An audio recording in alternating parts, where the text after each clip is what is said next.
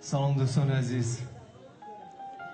خیلی وقت دلم براتون تنگ شده بود و امروز خیلی خوشحال هستم که شما با من هستید. این شهادت اون است که محبت هنوزم میان ما و شما هست، مهر است.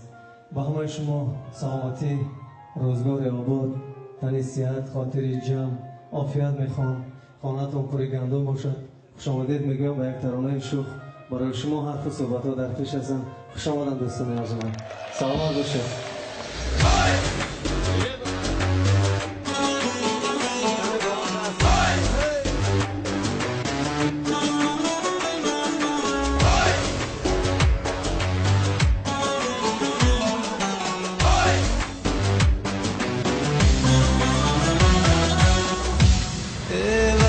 بهارت میرود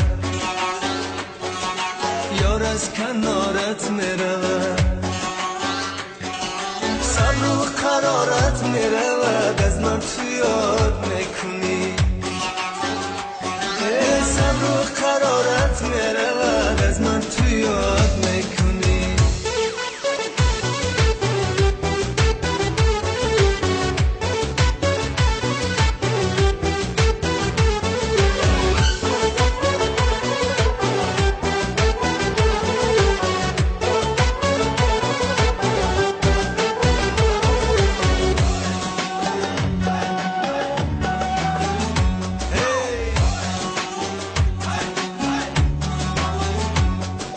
وقتی که در گلدانی تو گلهای غم قد میکشن وقتی که در گلدانی تو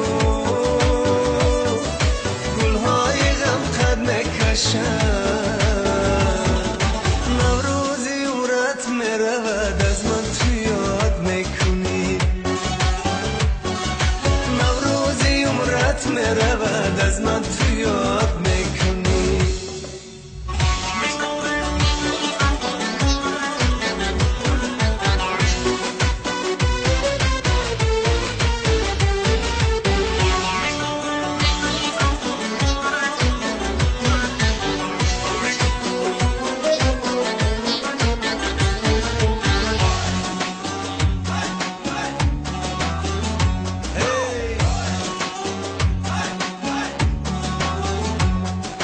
وقتی که میسوزد دلت همچون چراغ منزلت بدار خوابی میکشی از من تو یاد میکنی بدار خوابی میکشی از من تو یاد میکنی